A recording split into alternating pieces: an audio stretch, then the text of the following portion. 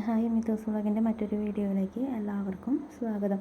ഇന്ന് നമ്മൾ ഒരു എയർലൈൻ കുർത്തി, അതായത് ഫ്രണ്ട് ഓപ്പൺ ആയിട്ടുള്ള എയർലൈൻ കുർത്തി എങ്ങനെയാണ് കട്ട് ചെയ്യാമെന്നുള്ളത് നോക്കാം. പാർട്ട് 1 കട്ട് ചെയ്യണ വീഡിയോയും പാർട്ട് 2 സ്റ്റിച്ചിങ് വീഡിയോ ആയിട്ട് ഇടാം കേട്ടോ. അപ്പോൾ ഇതെങ്ങനെയാണ് സ്റ്റിച്ച് ചെയ്യാന്നുള്ളത് നോക്കാം. ആദ്യം തന്നെ നമ്മളിപ്പോൾ ഏതാണെങ്കിലും സ്റ്റിച്ച് ചെയ്യാനെടുക്കുമ്പോൾ, അതായത് ഇപ്പോൾ ബ്ലൗസ് ആണെങ്കിലും കുർത്തി ആണെങ്കിലും എന്താണെങ്കിലും സ്റ്റിച്ച് ചെയ്യാനെടുക്കുമ്പോൾ ആദ്യം തന്നെ നമ്മൾ നന്നായി അയൺ ചെയ്ത് ചുളിവുകളെല്ലാം കളഞ്ഞതിന് ശേഷം നമ്മൾ സ്റ്റിച്ച് ചെയ്യാനായാലും കട്ട് ചെയ്യാനാണെങ്കിലും എടുക്കണം. അല്ലെങ്കിൽ ആകെ എന്താ പറയുക, ചുളിവ് കൊടുക്കണേ നമ്മൾ കട്ട് ചെയ്തെടുക്കുമ്പോൾ അവിടെ ഇവിടെയൊക്കെ പൊന്തിയും താഴ്ന്നൊക്കെ ആയിട്ട് ഇരിക്കും. ഇനി നമുക്ക് എങ്ങനെയാണ് കട്ട് ചെയ്യാമെന്ന് നോക്കാം. ആദ്യം തന്നെ നമ്മൾ ഷോൾഡർ അടയാളപ്പെടുത്താം. 6.5 ഇപ്പോൾ ഒരു സ്മോൾ സൈസ് കുർത്തിയാണ് തയ്ക്കുന്നത്, അപ്പോൾ 6.5 അടയാളപ്പെടുത്തി. അതുപോലെ റിഗാൾ 6.5 അടയാളപ്പെടുത്തി. അത് നമ്മൾ എന്നിട്ട് ഒരു സ്ക്വയറായിട്ട് വരച്ചെടുക്കാം. സ്ക്വയറായിട്ട് വരച്ചെടുക്കാം കേട്ടോ. അത് കഴിഞ്ഞിട്ടുണ്ടെങ്കിൽ ഇതിൽ അടയാളപ്പെടുത്തിയത് എന്താണെന്ന് വെച്ചിട്ടുണ്ടെങ്കിൽ, ഞാൻ ആദ്യം അടയാളപ്പെടുത്തിയത് എന്താ പറയുക, നിങ്ങൾക്ക് തെളിച്ചായിട്ട് കണ്ടിരുന്നില്ല. അതുകൊണ്ടാണ് ഞാൻ ഒന്നും കൂടിയും അത് കൂടെ തന്നെ കാണിച്ചു തന്നത് കേട്ടോ. അത് എന്നിട്ട് ഒരു 1 ഇഞ്ച് ഇതിൽ നമ്മളത് കർവ് ചെയ്തെടുക്കുക.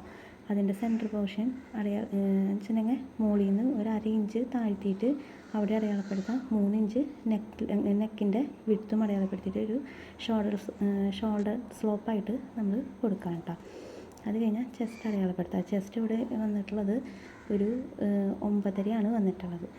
9.5 പ്ലസ് ഒരു 1.5 ഇഞ്ച് തയ്യൽ തുമ്പും, അങ്ങനെ 11 ഇഞ്ചിലാണ് വന്നിട്ടുള്ളത്.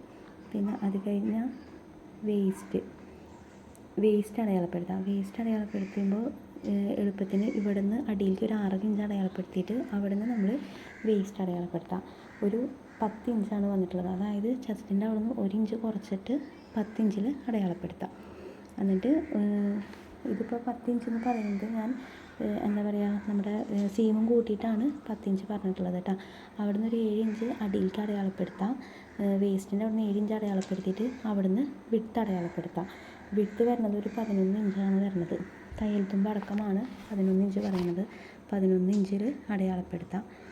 അതിൻ്റെ കൂടെ 1 ഇഞ്ച്, അതായത് 10ൻ്റെ കൂടെ 1 ഇഞ്ച് അടയാളപ്പെടുത്തിയിട്ടാണ് 11 ഇഞ്ച് തയ്യൽ തുമ്പിൽ അടയാളപ്പെടുത്തുന്നത്. ഇത് നമുക്ക് ഷേപ്പിനായിട്ട് ഉപയോഗിക്കുന്ന സ്കെയിലാണ് കേട്ടോ. ഇത് നല്ല എന്താ പറയുക, നമുക്ക് നല്ല ഉപകാരമാണ് കേട്ടത്. നല്ല ഷേപ്പിലും ഇതിലൊക്കെ ആയിട്ട് ഇതിൽ വരയ്ക്കുമ്പോൾ നമുക്ക് കിട്ടുന്നുണ്ട്. അതായത് മറ്റേ നമ്മൾ സാധാരണ ഷേപ്പിന് അടയാളപ്പെടുത്തി ഈ സ്കെയിലിൻ്റെ ആ കർവിന് തന്നെ ആയിട്ട് വരച്ചെടുക്കുമ്പോൾ നല്ല ഫിനിഷിങ്ങിലായിട്ട് നമുക്ക് കിട്ടുന്നുണ്ട് കേട്ടോ. എന്ന് വെച്ചിട്ടുണ്ടെങ്കിൽ ആ ഹിപ്പിൻ്റെ അവിടേക്ക് വരുന്ന ആ ഒരു കർവ് കണ്ട, ആ കർവൊക്കെ നല്ല ഫിനിഷിങ്ങിലായിട്ട് കിട്ടുന്നുണ്ട്. അതായത് നമ്മുടെ ഹിപ്പിൻ്റെ അവിടെ ഒരു എന്താ പറയുക, ഒരു കർവ് പോലെയായിട്ടാണ് വരുന്നത്. അത് കറക്റ്റായിട്ട് അതിന് കിട്ടുന്നുണ്ട് കേട്ടോ. അത് കഴിഞ്ഞിട്ടുണ്ടെങ്കിൽ പിന്നെ നമ്മൾ ഹിപ്പിൻ്റെ അവിടെ അടയാളപ്പെടുത്തിയതിൻ്റെ അവിടെ നിന്ന് ഒരു 2 ഇഞ്ച് വെച്ചിട്ട് താഴത്തേക്ക് അടയാളപ്പെടുത്തി കൊണ്ടുവരാം. താഴത്തേക്ക് അടയാളപ്പെടുത്തി കൊണ്ടുവന്ന് കഴിഞ്ഞാൽ അവിടെ നിന്ന് പിന്നെ വിഡ്ത്താണ് അടയാളപ്പെടുത്തുന്നത്. ഒരു 2 ഇഞ്ച് വെച്ചിട്ടാണ് അടയാളപ്പെടുത്തി. അതായത് ഏറ്റവും നമുക്ക് എന്തോരം ലെങ്ത്താണ് വേണ്ടതെന്ന് വെച്ചാൽ ആ ലെങ്ത്ത് വരെ നമ്മൾ 2 ഇഞ്ച് അടയാളപ്പെടുത്താം. അത് കഴിഞ്ഞിട്ടുണ്ടെങ്കിൽ ഇപ്പം നമ്മൾ ഹിപ്പിൻ്റെ അവിടെ 11 നമ്മൾ അടയാളപ്പെടുത്തിയിട്ടുള്ളതെന്ന് വെച്ച് കഴിഞ്ഞിട്ടുണ്ടെങ്കിൽ ആ 2 ഇഞ്ച് അടയാളപ്പെടുത്തിയതിൻ്റെ അവിടെയൊക്കെ നമ്മൾ ഓരോ ഇഞ്ച് വെച്ച് കൂട്ടി അടിയിലേക്ക് അടയാളപ്പെടുത്താം. അങ്ങനെ ഞാൻ ഓരോ ഇഞ്ച് വെച്ചിട്ട് കൂട്ടി അടയാളപ്പെടുത്തി താഴത്ത് 15ൻ്റെ അവിടെ വരെ 15 എന്താ പറയുക 15 വിഡ്ത്ത് വരെ എനിക്ക് അടിയിൽ കിട്ടിയിട്ടുണ്ടായിരുന്നു. അവിടെ നിന്ന് ഹിപ്പിൻ്റെ അവിടെ നിന്ന് നമ്മൾ നേരെ സ്ട്രൈറ്റ് ആയിട്ടൊരു വര വരച്ച് കൊടുക്കാം. ഇതിൽ ഞാൻ കാണിച്ചിരിക്കുന്നത് പോലെ കണ്ട ഒരു എന്താ പറയുക 2 ഇഞ്ച് അടയാളപ്പെടുത്തിയതിൻ്റെ അവിടെ 11 അടയാളപ്പെടുത്തി, താഴ്ത്താകുമ്പോൾ ഒരു 12 അടയാളപ്പെടുത്തി, അതിൻ്റെ താഴത്ത് ഒരു 13, അങ്ങനെ അടയാളപ്പെടുത്തിയിട്ട് ഒരു 15 ഇഞ്ച് വരെയാണ് എനിക്ക് എത്തിയിട്ടുണ്ടായിരുന്നത്. അവിടെ നിന്ന് അങ്ങോട്ട് സ്ട്രൈറ്റ് ആയിട്ടൊരു ലൈൻ വരച്ച് കൊടുത്തു ഞാൻ.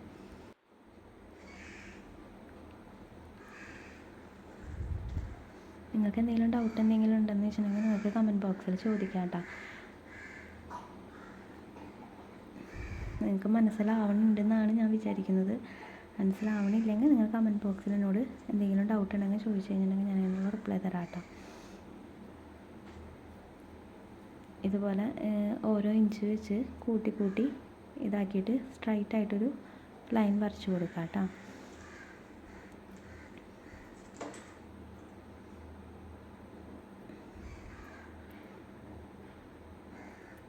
ഈസി ആയിട്ടുള്ളൊരു മെത്തേഡാണ് ഞാൻ നിങ്ങൾക്ക് പറഞ്ഞു തരുന്നത്.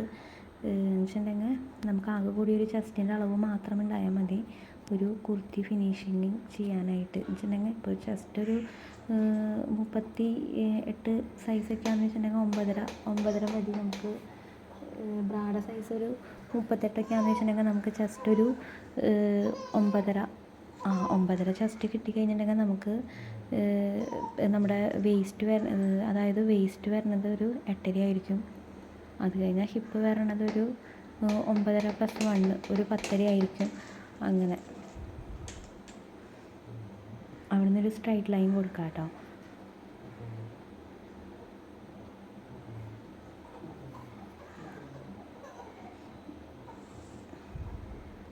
അത് കഴിഞ്ഞാൽ പിന്നെ നിങ്ങൾക്ക് അടിയിലേക്ക് എന്തോരം വിട്ട് വേണമെന്ന് വെച്ച് കഴിഞ്ഞിട്ടുണ്ടെങ്കിൽ അത് അടയാളപ്പെടുത്താം. നമുക്ക് അതാ പറഞ്ഞൊരു ബ്രാഡ് ഒരു സൈസ് കിട്ടി കഴിഞ്ഞ് കഴിഞ്ഞിട്ടുണ്ടെങ്കിൽ ഒരാളുടെ ഇപ്പോൾ ഒരു ബ്രാഡ് ഒരു സൈസ് കിട്ടി കഴിഞ്ഞിട്ടുണ്ടെങ്കിൽ നമുക്ക് ബാക്കിയുള്ള സൈസുകൾ എടുക്കാനായിട്ട് അധികം ബുദ്ധിമുട്ടും കാര്യങ്ങളൊന്നും ഇല്ല നമുക്ക് ശരിക്കും പറഞ്ഞാൽ.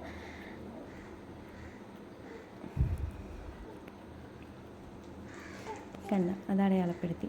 അത് കഴിഞ്ഞ് കഴിഞ്ഞാൽ പിന്നെ നമുക്ക് അവിടുത്തെ ആ പോർഷനുകളായിട്ടുള്ള അടിയിൽ ഏറ്റവും ടോപ്പ് ലാസ്റ്റ് വരുമ്പോൾ അവിടുന്ന് ഒരു 2.5 ഇഞ്ചോളം നമ്മൾ മുകളിൽ അടയാളപ്പെടുത്തിയിട്ട് അവിടുന്ന് കർവായിട്ട്, അതായത് നമ്മൾ ആം കർവിൻ്റെ സ്കെയിലില്ലേ അത് വെച്ചിട്ടൊരു കർവ് വരച്ച് അവിടെ കൊടുക്കുക. എന്ന് വെച്ചിട്ടുണ്ടെങ്കിൽ അല്ലെങ്കിൽ നമ്മൾ സ്റ്റിച്ച് ചെയ്ത് വരുമ്പോൾ ആ വശം തൂങ്ങിക്കെടുക്കും. അപ്പോൾ നമുക്കത് ഭയങ്കര വൃത്തികേടായിട്ട് തോന്നും. അപ്പോൾ അവിടെ ഒരു കർവ് പോലെയായിട്ട് വരച്ച് കൊടുക്കുക. അപ്പോൾ നമ്മുടെ അടയാളപ്പെടുത്തലും കാര്യങ്ങളൊക്കെ കഴിഞ്ഞ് നമുക്ക് കട്ട് ചെയ്തെടുക്കാൻ വേണ്ടിയിട്ടാ. അപ്പോൾ നമ്മളെപ്പോഴും തുണി എപ്പോഴും ഒപ്പത്തിന് ഇടണം കേട്ടോ. കാരണം വെച്ചിട്ടുണ്ടെങ്കിൽ ഇതിപ്പോൾ എനിക്ക് മേശ ചെറുതായതുകൊണ്ട് അടിയിലേക്ക് നിങ്ങൾക്ക് കട്ട് ചെയ്യുന്നത് കാണില്ല. അപ്പം ഞാനത് ഇറക്കിയിട്ടതാണ് കേട്ടോ. അത് കഴിയുമ്പോൾ കറക്റ്റായിട്ട് വെച്ചിട്ട് കട്ട് ചെയ്തെടുക്കാം കേട്ടോ. ആദ്യം നമ്മൾ ആ സ്ലോപ്പിൻ്റെ അവിടുന്ന് എന്ന് വെച്ചിട്ടുണ്ടെങ്കിൽ ഷോൾഡർ സ്ലോപ്പ് കൊടുത്തിട്ടുണ്ടായിരുന്നല്ലോ, അവിടെ നിന്ന് അത് കട്ട് ചെയ്തെടുക്കാം.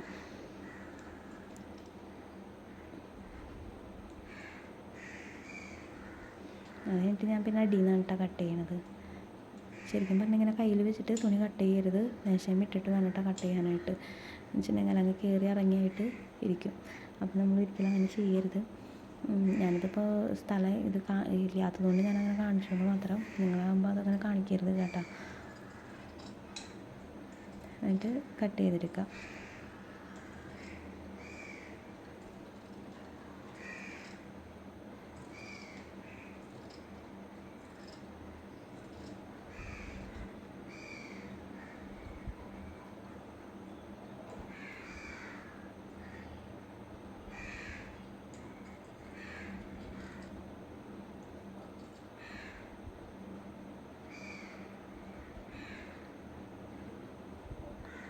ചുളിവൊന്നും ഇല്ലാണ്ട് ഒപ്പമായിട്ട് വെച്ചിട്ട് വേണം കേട്ടോ കട്ട് ചെയ്യാനായിട്ട്.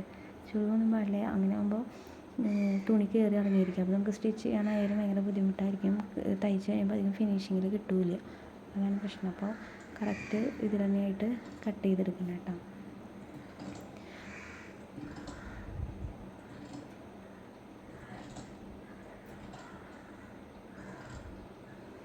കണ്ട ഹിപ്പിൻ്റെ അവിടുത്തെ ആ കർവ് കണ്ട നല്ല കറക്റ്റായിട്ട് കിട്ടിയിരിക്കുന്നുണ്ട്.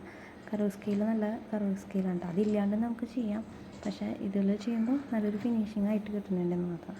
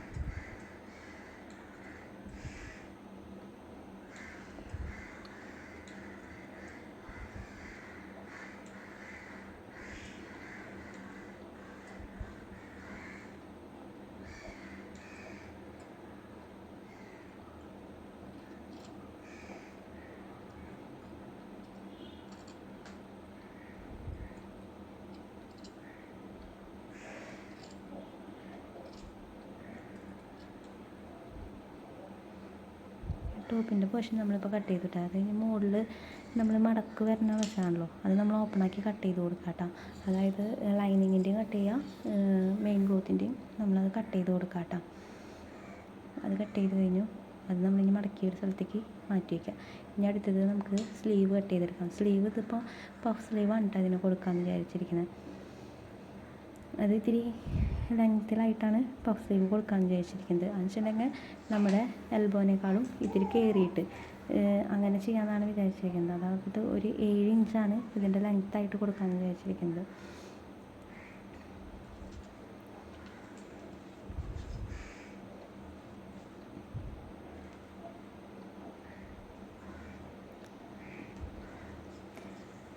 ഇഞ്ച് ലെങ്ത്തും അങ്ങോട്ട് നമ്മുടെ കൈക്കുഴിയുടെ റൗണ്ട് വരുന്നത് 10 ഇഞ്ചായിട്ടാണ് വരുന്നത്. നമ്മൾ കൈക്കുഴിയുടെ ഇതും ഒരു 10 ഇഞ്ചിൽ, അതിന് മുന്നേ നമുക്ക് എന്തോരമാണ് പഫിൻ്റെ അത് വേണ്ടതെന്ന് വെച്ചിട്ടുണ്ടെങ്കിൽ അത് ആദ്യം തന്നെ അടയാളപ്പെടുത്താം. അത് ഞാനിപ്പോൾ ഒരു അടയാളപ്പെടുത്തിക്കുന്നത് ഒരു 4 ഇഞ്ചിലാണ് അടയാളപ്പെടുത്തിയിട്ടുള്ളത്. അത് ആദ്യം തന്നെ ഒരു ബോക്സ് പോലെയായിട്ട് നമുക്ക് വരച്ചു കൊടുക്കാം. അവിടെ നിന്ന് അങ്ങനെയാണ് നമ്മുടെ കറക്റ്റ് സ്ലീവിൻ്റെ അത് നമ്മൾ കട്ട് ചെയ്തെടുക്കേണ്ടത് കേട്ടോ.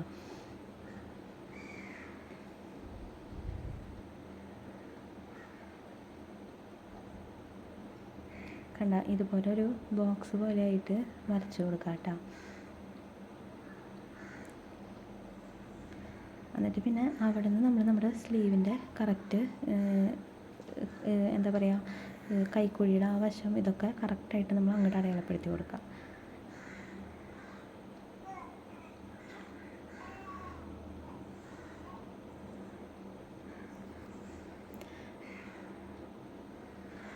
അപ്പോൾ എന്തോരം വേണം നമുക്ക് കൈയുടെ വണ്ണം എന്ന് വെച്ചിട്ടുണ്ടെങ്കിൽ അത് അടയാളപ്പെടുത്തി കൊടുക്കാം.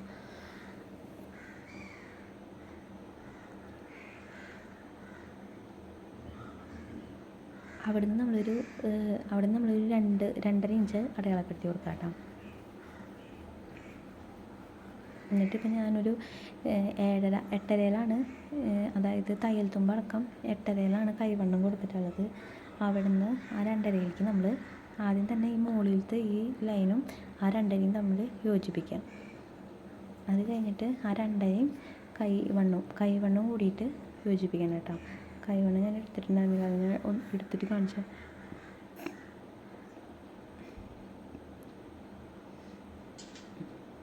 ആദ്യം എടുത്തത് തെറ്റിപ്പോയി, കാണിച്ചു ഞാൻ ഫസ്റ്റ് ഓർമ്മയിലാണ് ഫസ്റ്റ് ഒന്ന് എടുത്തു പോയി. പിന്നെ ആലോചിച്ച് പഫ് സ്ലീവ് ആണല്ലോ എന്ന്, അതാണ് കേട്ടോ. അവിടെ നിന്ന് അങ്ങനെ കർവ് ഇതാക്കി വരയ്ക്കുക. അത് കഴിഞ്ഞ് പിന്നെ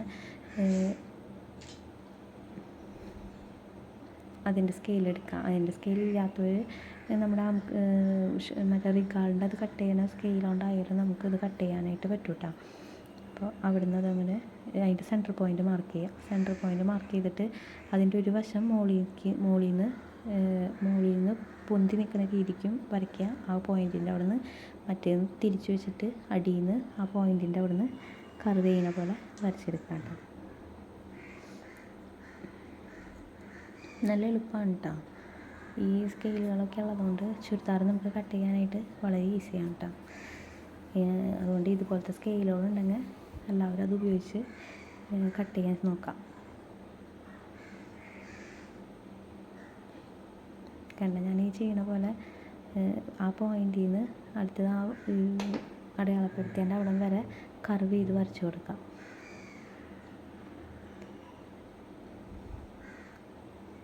ഇനി കൈ നമുക്ക് ഞാനവിടെ തെളിയാണ്ട് വന്നപ്പോൾ ഒന്നും കൂടി ഒന്ന് തെളിയിച്ച് വരച്ചു കൊടുത്തതാണ് കേട്ടോ. നമുക്കത് കട്ട് ചെയ്തെടുക്കാം. എങ്ങനെ കട്ട് ചെയ്യാൻ പറ്റാത്തതുകൊണ്ട് ഞാനത് തിരിച്ച് വെച്ചതാണ് കേട്ടോ തുണി. അപ്പോൾ നമ്മൾ തുണി എടുക്കുമ്പോൾ എപ്പോഴും ശ്രദ്ധിക്കണം, മാറിപ്പോവാതെ ശ്രദ്ധിക്കണം കേട്ടോ. അതായത് തുണി നീങ്ങിപ്പോയി കഴിഞ്ഞ് കഴിഞ്ഞിട്ടുണ്ടെങ്കിൽ നമുക്ക് തയ്ച്ച് വരുമ്പോൾ വണ്ണം കറക്റ്റായി കിട്ടില്ല. നമ്മൾ കറക്റ്റാക്കി വെച്ചിട്ട് വേണം കട്ട് ചെയ്തെടുക്കാൻ കേട്ടോ. നമ്മളെടുക്കുകയാണെങ്കിൽ തുണി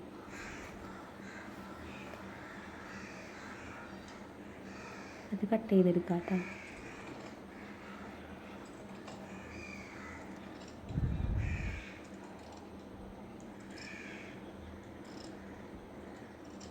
എല്ലാവർക്കും അറിയായിരിക്കും, കൈ സ്ലീവും കുർത്തിയൊക്കെ കട്ട് ചെയ്യാനായിട്ട് അറിയാമായിരിക്കും.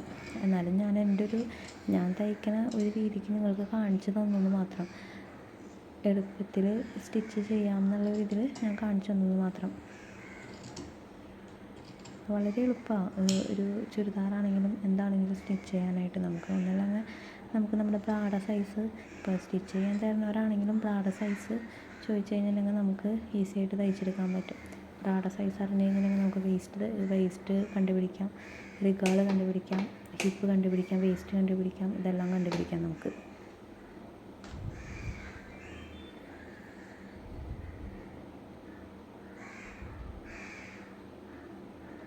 കണ്ണുകൾ രണ്ടും കറക്റ്റായിട്ട് കിട്ടിയിട്ടുണ്ട്. അതാണ് അയൺ ചെയ്തിട്ട് കട്ട് ചെയ്യാൻ പറയണത് എപ്പോഴും.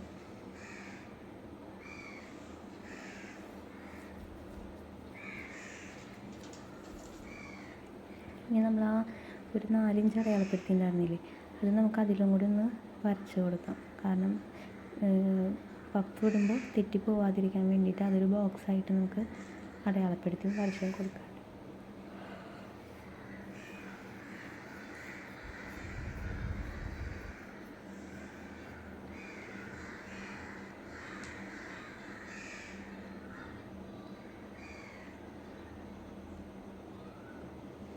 അങ്ങനെ മറ്റേ സ്ലീവ് കൊടുത്ത് അതും അതുപോലെ തന്നെ ചെയ്തിട്ടുണ്ടായിരുന്നു. ഇനി നമുക്ക് അതായത് ഓപ്പൺ കുർത്തിയാണെന്ന് പറഞ്ഞല്ലോ, ഫ്രണ്ട് ഓപ്പൺ കുർത്തിയാണെന്ന് പറഞ്ഞല്ലോ. അപ്പോൾ നമുക്ക് ഫ്രണ്ടിലേക്ക് പട്ട വെച്ചിട്ട് വേണം തയ്ക്കാനായിട്ട്. അപ്പോൾ നമ്മൾ എന്ത് ചെയ്യണം, ഞാൻ ഫ്രണ്ട് കട്ട് ചെയ്തിട്ടില്ല. അത് ഞാൻ സ്റ്റിച്ച് ചെയ്യുന്ന ടൈമിൽ കട്ട് ചെയ്യാമെന്ന് വിചാരിച്ചിട്ടുണ്ട്. ഞാൻ സ്റ്റിച്ച് ചെയ്യുമ്പോൾ അത് ഞാൻ കാണിച്ചു തരാം ഞാൻ നിങ്ങൾക്ക്. അപ്പോൾ അതിലേക്ക് നമുക്കൊരു പടി പോലെ വെച്ച് കൊടുക്കണം നമുക്ക് 2 വശത്തേക്കും. അപ്പോൾ അതിന് വേണ്ടിയിട്ടൊരു 1.5 ഇഞ്ചും 3 ഇഞ്ചിലാണ് പട്ട വേണ്ടത്. അപ്പം ഞാനിപ്പോൾ മൊത്തത്തിൽ 3 ഇഞ്ചിൽ കട്ട് ചെയ്തെടുക്കുകയാണ് ഞാൻ.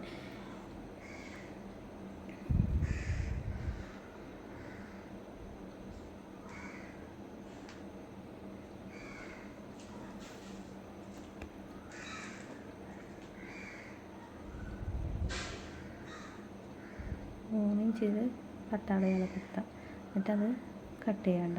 അത് വെച്ച് നമ്മൾ പട്ട പാവാടയുടെ ബ്ലൗസിന് ബാക്കിലേക്ക് പടി വയ്ക്കില്ലേ, അതുപോലെ വെച്ചിട്ട് വേണം കൂട്ടിയടിച്ചിട്ട് ഫ്രണ്ട് ഓപ്പൺ ആക്കി എടുക്കണ്ട. എന്നാലും ഒരു ഫിനിഷിങ്ങിൽ കിട്ടുള്ളൂ. അല്ലാണ്ട് നമ്മളിപ്പോൾ ഇതുപോലെ എന്താ പറയുക, മറ്റേ പൈപ്പിംഗ് പോലെ അടിച്ചെടുത്തിട്ട് അത് മറിച്ചടിച്ചിട്ട് കൂട്ടി വെച്ചടിക്കില്ലേ, അത് ഒരു ഫിനിഷിങ് ഉണ്ടാവില്ല. ശരിക്കും ഇതുപോലെ അടിച്ചാലാണ് നല്ലൊരു ഫിനിഷിങ്ങിൽ കിട്ടുള്ളൂ. ഇത് ഞാൻ സ്റ്റിച്ച് ചെയ്ത് കഴിയുമ്പോൾ നിങ്ങൾക്ക് മനസ്സിലാവും കേട്ടോ. ഞാനപ്പോൾ അതിൽ ഞാൻ കാണിച്ചു തരാം നിങ്ങൾക്ക് എങ്ങനെയാണ്. 3 ഇഞ്ചിൽ വരച്ചിട്ടുണ്ട്, അത് കട്ട് ചെയ്തെടുക്കുക.